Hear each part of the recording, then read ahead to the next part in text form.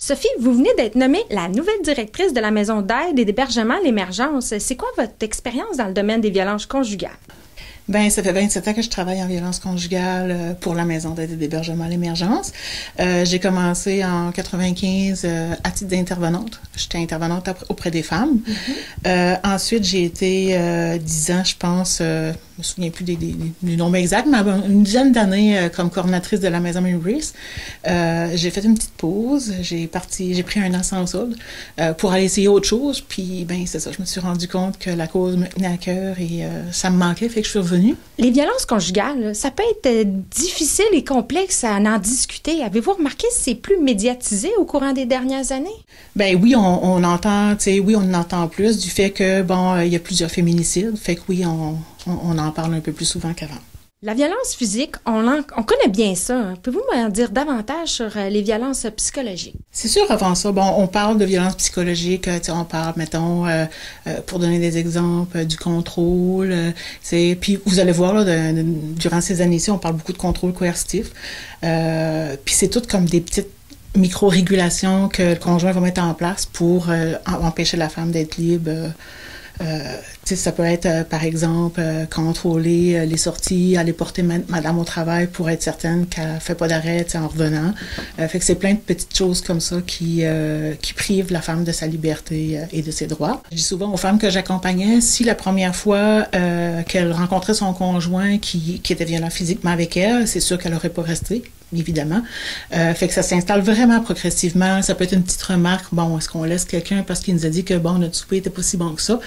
Non, pas vraiment. Fait que ça s'installe vraiment comme ça. Au fur et à mesure que la relation se développe, il y a quand même, tu sais, l'attachement, quand même l'amour qui se développe. Fait que c'est ça. Fait qu'au fur et à mesure, ben, quand ça grossit, ben, tu sais, le couple est déjà engagé, la femme est déjà engagée. Fait que c'est difficile aussi de quitter rapidement. On a un volet d'hébergement, bon, qui est un peu comme un centre de crise où on accueille les femmes là, sur une période de 0-3 mois.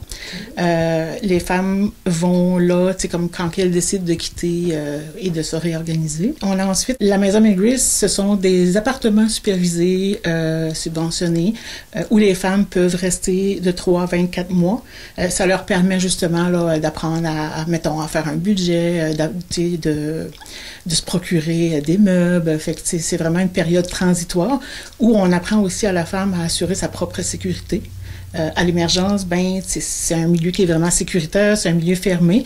À la maison Mary Reese, ben, elles apprennent à assurer leur propre sécurité pour qu'ensuite, dans un logement, ben, elles soient capables d'agir s'il faut qu'elles se protègent. La ressourcerie, c'est un atelier boutique dans le sens que les femmes qui passent, mettons, à la deuxième étape, peuvent aussi faire des ateliers à la ressourcerie. C'est aussi une boutique où on vend des meubles usagés. On collecte les meubles dans la communauté pour les revendre ensuite. Fait que des fois, les femmes, quand ils ont à se meubler, ben c'est plus facile, c'est beaucoup plus abordable là, pour se dépanner là, quand on commence. On ne se cachera pas que le prix des loyers est quand même élevé. Donc, fait que ça donne un petit coup de pouce. Il y a aussi le fait que certaines femmes, bon, si elles le désirent, peuvent avoir une expérience de travail positive en s'impliquant au niveau de la ressourcerie. C'est sûr qu'ils ne seront pas... on ne mettra pas les femmes à l'accueil par mesure de confidentialité, mais c'est ça, ils ont la possibilité là, d'avoir une petite expérience de travail positive. La ressourcerie offre des ateliers, puis on a eu vraiment un atelier qui est vraiment populaire, qui est l'abattage d'arbres. Si on sent que notre sécurité est compromise, c'est quoi qu'on doit faire en premier lieu? C'est sûr que quand c'est vraiment immédiatement, il faut vraiment appeler le 911. Si, mettons, monsieur est parti, ben on peut toujours appeler à l'Émergence pour avoir de l'aide pour construire un scénario de protection. À ce moment-là, ben, c'est sûr que si vous êtes en danger, vous pouvez venir à l'Émergence, vous pouvez appeler à l'Émergence. Les intervenantes vont outiller les femmes à mettre en place justement les scénarios de protection. Vous avez une ligne d'écoute aussi? Oui, c'est un service qu'on offre. Ce service-là est offert 24 heures sur 24, 7 jours sur 7. Le numéro de téléphone, c'est le 418-759-3411. Généralement, là, quand on met fin à une relation, là, comme un peu toxique si on veut, là, est-ce que la violence, elle arrête? Une relation de violence, non. Généralement, la violence se poursuit. C'est que, ce qui est différent, c'est que le conjoint va prendre d'autres mesures, mettons, détours pour assurer encore son contrôle. Par exemple, il peut instrumentaliser les enfants, utiliser les enfants pour surveiller la mère. Il va utiliser des fois, tu sais, l'avocat, il va essayer, mettons, de discréditer madame. Des fois, ça peut être des conjoints qui se sont jamais occupés des enfants, qui vont faire une demande de garde légale dans le but de nuire à madame. Des fois, on peut se poser des questions sur notre relation de couple, on ne sait pas si c'est de la violence ou pas. De ne pas hésiter, les intervenantes de l'émergence sont là 24 heures sur 24, 7 jours sur 7.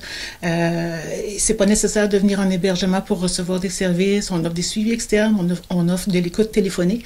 Donc, si j'ai un message à leur dire, c'est de ne pas hésiter là, à nous contacter.